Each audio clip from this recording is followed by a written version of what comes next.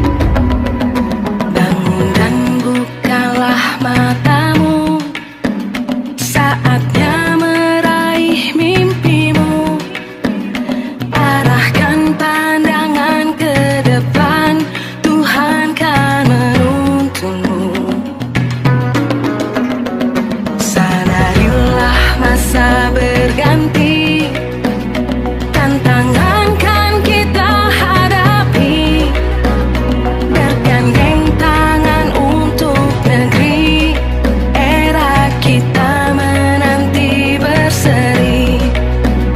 Kita belajar Pancasila, kita bernafas dalam sila-silanya. Kita belajar Pancasila, ayo kita jaga untuk Indonesia. Bersatu dalam perbedaan, berpegang tangan dan berlari. Singkirkan egomu, oh kawan, demi negeri ini. Jadilah generasi emas, cerdas berkarakter itu kita. Berjuang dan harus berani, kita terus torehkan prestasi.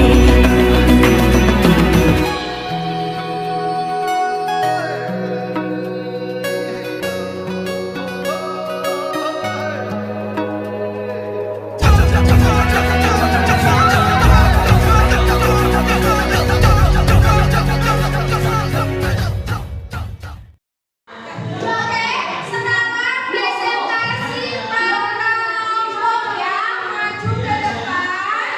Kelompok berpresentasi menjelaskan tadi yang kalian buat. Ada kelompok satu, kelompoknya Siva, maju ke depan. Ayo kelompoknya Siva, maju ke depan semuanya. Maju ke depan sini semuanya. Ya. Dilihat di depan hasilnya.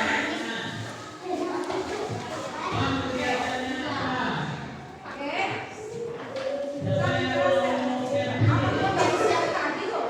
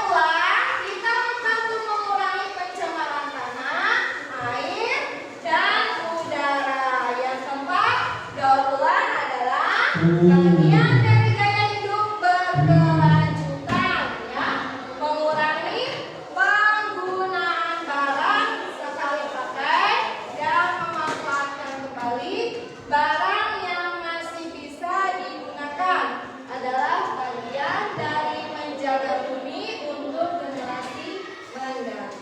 Yang kelima, bisa menghancurkan kebersihan dan kepedulian.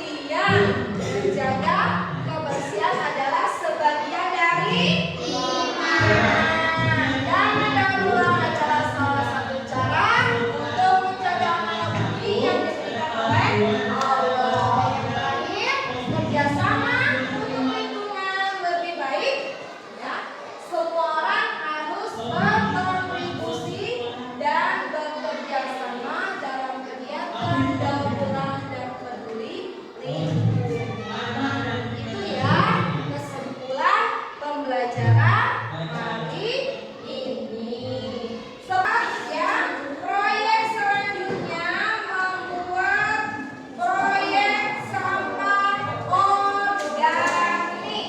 Ya, tadi apa? Kalian membuat dari apa? Anorganik. Nanti minggu depan melanjutkan membuat proyek tentang organik. Nah, anak-anak, untuk pertemuan kali ini dicukupkan sampai di sini dengan membaca hamdalah.